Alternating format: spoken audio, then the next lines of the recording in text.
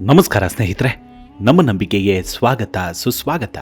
ಸ್ನೇಹಿತರೆ, ಧರ್ಮಸ್ಥಳದ ನೇತ್ರಾವತಿ ಸ್ನಾನ ಘಟ್ಟದ ಸುತ್ತಮುತ್ತಲಿನ ಕಾಡು ಪ್ರದೇಶದಲ್ಲಿ ನೂರಾರು ಶವಗಳನ್ನು ಹೂತ್ತಿಟ್ಟಿರುವ ಆರೋಪದಡಿ ಎಸ್ಐಟಿ ತನಿಖೆ ನಡೆಸುತ್ತಿರುವ ಪ್ರಕರಣವು ಇಡೀ ರಾಜ್ಯಾದ್ಯಂತ ಭಾರಿ ಚರ್ಚೆಯಾಗ್ತಿದೆ. ಅಂತೆ ಕಂತೆಗಳು ಹರಿದಾಡ್ತಿವೆ. ಎಲ್ಲೋ 100ರಲ್ಲಿ 5 ಮಂದಿ ಇದೆಲ್ಲ ಸುಳ್ಳು ಅಂತಿದ್ರೆ, ಇನ್ನುಳಿದ 95 ಭಾಗದಷ್ಟು ಜನ ಹೌದು ಇಲ್ಲೇನೋ ಅನಾಹುತ ನಡೆದೇ ಇದೆ, ಬೆಂಕಿ ಇಲ್ಲದೆ ಹೊಗೆಯಾಡೋದಿಲ್ಲ ಅಂತ ಸತ್ಯಾನ್ವೇಷಣೆಯತ್ತ ಚಿತ್ತ ನೆಟ್ಟಿದ್ದಾರೆ. ಆದರೆ ಎಸ್ಐಟಿ ಮಾತ್ರ ಮುಕ್ತವಾಗಿ, ಕೂಲಂಕುಷವಾಗಿ, ಅತ್ಯಂತ ಗೌಪ್ಯವಾಗಿ ತನಿಖೆಯನ್ನ ನಡೆಸ್ತಾ ಇದೆ. ಇದರಲ್ಲಿ ಎರಡು ಮಾತಿಲ್ಲ. ದೂರುದಾರ ಭೀಮಾ ತೋರಿದ ಜಾಗಕ್ಕೆ ಮುಲಾಜಿಲ್ಲದೆ ನುಗ್ತಿದೆ. ಆತ ಗುರುತಿಸಿದ ಸ್ಥಳವನ್ನು ಅಷ್ಟೇ ಅಚ್ಚುಕಟ್ಟಾಗಿ ಶೋಧಿಸುತ್ತಲೇ ಇದೆ. ಏನಾದರೂ ಸಾಕ್ಷ್ಯಾಧಾರಗಳು ಸಿಗಬಹುದಾ ಅನ್ನೋ ಆಂಗಲ್ನಲ್ಲಿ ತನಿಖೆ ನಡೆಸ್ತಾ ಇದೆ. ದಿನೇ ದಿನೇ ಎಸ್ಐಟಿ ತಂಡಕ್ಕೆ 10 ಪೊಲೀಸ್ ಅಧಿಕಾರಿಗಳು ಸೇರ್ಪಡೆಗೊಳ್ತಿದ್ದಾರೆ. ಅಲ್ಲದೆ ಕ್ಷಣ ಕ್ಷಣಕ್ಕೂ ತಿರುವು, ದಿನೇ ದಿನೇ ಹೊಸ ಬೆಳವಣಿಗೆಗಳು ನಡೆಯುತ್ತಲೇ ಇದೆ. ಅಲ್ಲದೆ ಇದೀಗ ಮತ್ತೊಂದು ಹಂತಕ್ಕೂ ಕೈ ಹಾಕಿದೆ ಎಸ್ಐಟಿ.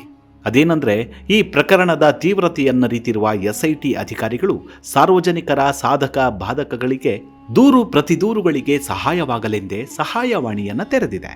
ಈ ಒಂದು ಬೆಳವಣಿಗೆಯಿಂದ ಎಸ್ಐಟಿ ಅಧಿಕಾರಿಗಳಿಗೆ ಮತ್ತಷ್ಟು ಗೌಪ್ಯ ಮಾಹಿತಿಗಳು ಲಭಿಸಿವೆಯಂತೆ.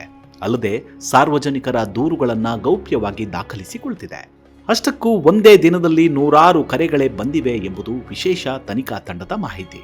ಅಷ್ಟಕ್ಕೂ ಏನಾಗಬಹುದು ಈ ಒಂದು ಬೆಳವಣಿಗೆಯಿಂದ?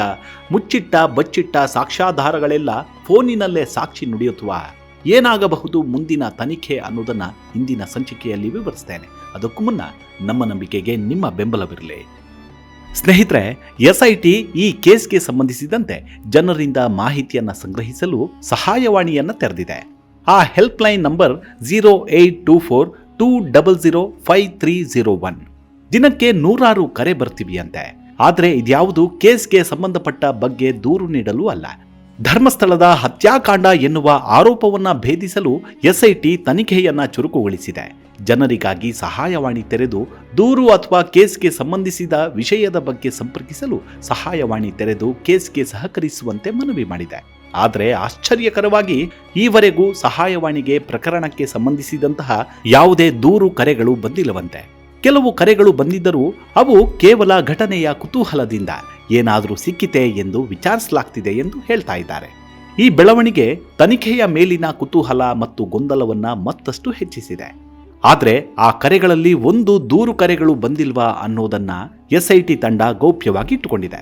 ಸಹಾಯವಾಣಿಯ ಉದ್ದೇಶ ಏನಂದ್ರೆ, ಧರ್ಮಸ್ಥಳದಲ್ಲಿ 1998ರಿಂದ 2014ರವರೆಗೆ 100 ಶವಗಳನ್ನು, ಅದರಲ್ಲೂ ವಿಶೇಷವಾಗಿ ಮಹಿಳೆಯರ ಮತ್ತು ಮಕ್ಕಳ ಶವಗಳನ್ನು ಅರಣ್ಯ ಪ್ರದೇಶದಲ್ಲಿ ಹೂತಿಡಲಾಗಿದೆ ಎಂಬ ಆರೋಪವನ್ನ ನೇತ್ರಾವತಿ ಸ್ನಾನಘಟ್ಟದ ಮಾಜಿ ಸ್ವಚ್ಛತಾ ಕಾರ್ಮಿಕನೊಬ್ಬ ಆರೋಪ ಮಾಡಿದ್ದ. ಮಾತ್ರವಲ್ಲ, ದೂರನ್ನು ನೀಡಿ ತಪ್ಪೊಪ್ಪಿಗೆ ನೀಡಿ ಶರಣಾಗತಿಯಾಗಿದ್ದ. ಈ ಆರೋಪದ ಆಧಾರದ ಮೇಲೆ ರಾಜ್ಯ ಸರ್ಕಾರವು ಡಿಜಿಪಿ ಡಾಕ್ಟರ್ ಪ್ರಣಬ್ ಮೊಹಂತಿ ಅವರ ನೇತೃತ್ವದಲ್ಲಿ ಎಸ್ಐಟಿಯನ್ನು ರಚಿಸಿತ್ತು. ಈ ಪ್ರಕರಣದ ಸತ್ಯಾಸತ್ಯತೆಯನ್ನು ಕಂಡುಹಿಡಿಯಲು ಮತ್ತು ಕಾಣೆಯಾದವರ ಕುಟುಂಬಗಳಿಗೆ ನ್ಯಾಯ ಒದಗಿಸಲು ಸಾರ್ವಜನಿಕರಿಂದ ಮಾಹಿತಿಯನ್ನು ಸಂಗ್ರಹಿಸಲು ಸಹಾಯವಾಣಿಯನ್ನು ಆರಂಭಿಸಲಾಗಿದೆ. ಈ ಸಂಖ್ಯೆಯ ಮೂಲಕ ದೂರುದಾರರು ಅಥವಾ ಸಾಕ್ಷಿಗಳು ತಮ್ಮ ಮಾಹಿತಿಯನ್ನು ಒದಗಿಸಬಹುದು ಎಂಬ ಉದ್ದೇಶವಿತ್ತು. ಆದರೆ ಎಸ್ಐಟಿ ಸಿಬ್ಬಂದಿಗಳ ಪ್ರಕಾರ ಇದುವರೆಗೆ ಯಾವುದೇ ಗಂಭೀರ ದೂರು ಕರೆಗಳು ಬಂದಿಲ್ಲ ಎನ್ನಲಾಗ್ತಾ ಇದೆ. ಇನ್ನು ಸಹಾಯವಾಣಿಗೆ ಬಂದಿರುವ ಕರೆಗಳು ಕೇವಲ ಕುತೂಹಲದಿಂದ ಮಾಡಲಾದವಷ್ಟೇ. ಪಾಯಿಂಟ್ ನಂಬರ್ 6ರಲ್ಲಿ ಏನಾದರೂ ಸಿಕ್ಕಿತಾ, ಶವಗಳು ಯಾರದ್ದಾಗಿರಬಹುದು ಎಂಬಂತಹ ಪ್ರಶ್ನೆಗಳನ್ನು ಕೇಳಲಾಗಿದೆ. ಆದರೆ ಪ್ರಕರಣಕ್ಕೆ ಸಂಬಂಧಿಸಿದಂತಹ ಯಾವುದೇ ಕಾನೂನುಬದ್ಧ ದೂರು ಅಥವಾ ಮಾಹಿತಿಯನ್ನು ಒದಗಿಸುವ ಕರೆಗಳು ಇಲ್ಲ. ಸಹಾಯವಾಣಿಯನ್ನ ಕೇವಲ ದೂರು ನೀಡಲು ಮತ್ತು ಪ್ರಕರಣಕ್ಕೆ ಸಂಬಂಧಿಸಿದಂತಹ ಮಾಹಿತಿಗಾಗಿ ತೆರೆಯಲಾಗಿದೆ ಎಂದು ಮನವರಿಕೆ ಮಾಡಿದ್ದಾರೆ.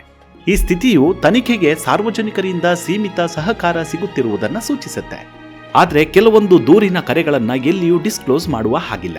ಹಾಗಾಗಿ ಸಹಾಯವಾಣಿಯಲ್ಲಿ ಕಾರ್ಯನಿರ್ವಹಿಸುತ್ತಿರುವಂತಹ ಎಸ್ಐಟಿ ತಂಡದ ಕೆಲವು ಸದಸ್ಯರು ಈ ಗೌಪ್ಯ ಮಾಹಿತಿಯನ್ನ ಯಾರೊಂದಿಗೂ ಚರ್ಚಿಸುವಂತಿಲ್ಲ. ಹಾಗೆ ಯಾರಿಗೂ ಕೂಡ ಈ ವಿಚಾರವನ್ನ ತಿಳಿಸುವಂತೆಯೂ ಇಲ್ಲ. ಒಂದು ವೇಳೆ ತಿಳಿಸಿದ್ದೇ ಆದಲ್ಲಿ ಮುಲಾಜಿಲ್ಲದೆ ಅಂತಹವರ ವಿರುದ್ಧ ಸೂಕ್ತ ಕಾನೂನು ಕ್ರಮವನ್ನ ಕೈಗೊಳ್ಳಲಾಗುತ್ತೆ. ಆ ಭಯದಿಂದಲೋ ಏನೋ ಎಸ್ಐಟಿ ಅಧಿಕಾರಿಗಳು ಕೂಡ ಈ ಮಾಹಿತಿಯನ್ನ ಎಲ್ಲಿಯೂ ಹಂಚಿಕೊಳ್ತಿಲ್ಲ. ಇನ್ನು ಎಸ್ಐಟಿಯು ದೂರುದಾರನ ಸಹಕಾರದೊಂದಿಗೆ 13 ಶಂಕಿತ ಸ್ಥಳಗಳನ್ನು ಗುರುತಿಸಿದ್ದು, ಜುಲೈ 31, 2025ರಂದು ಪಾಯಿಂಟ್ ನಂಬರ್ 6ರಲ್ಲಿ 1.5 ಗಂಟೆಗಳ ಕಾಲ ನಡೆಸಿದ ಉತ್ಖನನದಲ್ಲಿ ಅಸ್ಥಿಪಂಜರದ ಅವಶೇಷವನ್ನು ಪತ್ತೆ ಮಾಡಿತ್ತು. ಈ ಅವಶೇಷವನ್ನ ಫಾರೆನ್ಸಿಕ್ ಪರೀಕ್ಷೆಗೆ ರವಾನಿಸಲಾಗಿದ್ದು DNA ವಿಶ್ಲೇಷಣೆಯಿಂದ ಗುರುತನ್ನ ಖಚಿತಪಡಿಸಲಾಗುವುದು. ಆದರೆ ಸಾರ್ವಜನಿಕರಿಂದ ಹೆಚ್ಚಿನ ಮಾಹಿತಿಯ ಕೊರತೆಯು ತನಿಖೆಯನ್ನ ಮಂದಗತಿಯನ್ನಾಗಿಸುವ ಸಾಧ್ಯತೆ ಇದೆ. ಎಸ್ಐಟಿಯು ಬೆಳ್ತಂಗಡಿ ಪೊಲೀಸ್ ಠಾಣೆಯ ಹಳೆಯ ದಾಖಲೆಗಳನ್ನು ಕೂಡ ಪರಿಶೀಲಿಸುತ್ತಿದ್ದು 1995ರಿಂದೀಚೆಗಿನ UDR ಅಂದ್ರೆ ಅನಾಮಿಕ ಮೃತದೇಹ ಪ್ರಕರಣಗಳನ್ನು ಕೆದಕ್ತಾ ಇದೆ.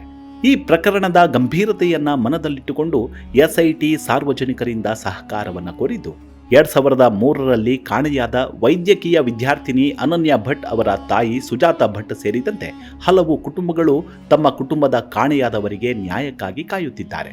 ಸಹಾಯವಾಣಿಯ ಮೂಲಕ ಯಾವುದೇ ಸಣ್ಣ ಮಾಹಿತಿಯನ್ನು ಒದಗಿಸಿದರೆ ಇದು ತನಿಖೆಗೆ ಮಹತ್ವದ ಸಾಕ್ಷಿಯಾಗಬಹುದು ಎಂದು ಎಸ್ಐಟಿ ಅಧಿಕಾರಿಗಳು ತಿಳಿಸಿದ್ದಾರೆ.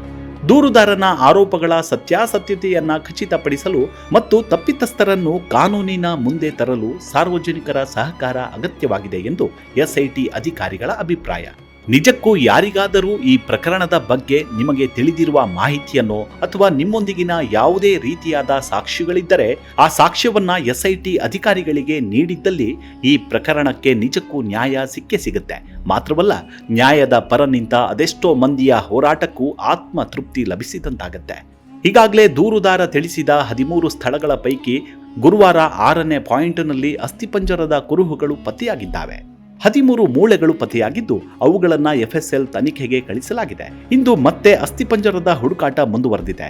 ನೇತ್ರಾವತಿ ನದಿ ತೀರದ ದಟ್ಟ ಕಾಡಿನ ಪ್ರದೇಶದಲ್ಲಿ ಬೆಳಗ್ಗೆ 11 ಗಂಟೆಯಿಂದ ಅಗೆಯಲಾಗ್ತಿತ್ತು. 3 ರಿಂದ 4 ಅಡಿ ಆಳದಲ್ಲಿ ಕಳೆಬರಹದ ಕುರುಹು ಪತ್ತೆಯಾಗಿದೆ. ಇದರ ಹೆಚ್ಚಿನ ತನಿಖೆಗೆ FSL ಲ್ಯಾಬ್ಗೆ ಕಳಿಸಲಾಗಿದೆ. ಗುರುವಾರ 6ನೇ ಪಾಯಿಂಟ್ನಲ್ಲಿ ಮೂಳೆಗಳು ಪತ್ತೆಯಾದ ಬೆನ್ನಲ್ಲೇ ಎಸ್ಐಟಿ ಮುಖ್ಯಸ್ಥ ಪ್ರಣಬ್ ಮೊಹಂತಿ ಗೃಹ ಸಚಿವ ಡಾಕ್ಟರ್ ಜಿ ಪರಮೇಶ್ವರ್ ಅವರನ್ನ ಭೇಟಿ ಮಾಡಿ ಮಾತುಕತೆ ನಡೆಸಿದ್ದಾರೆ. ಗೃಹ ಸಚಿವರ ನಿವಾಸಕ್ಕೆ ಆಗಮಿಸಿದಂತಹ ಮೊಹಂತಿ ಕೆಲ ಹೊತ್ತು ಮಾತುಕತೆ ನಡೆಸಿರುವುದು ಕೂಡ ಕುತೂಹಲಕ್ಕೆ ಎಡೆ ಮಾಡಿಕೊಟ್ಟಿದೆ.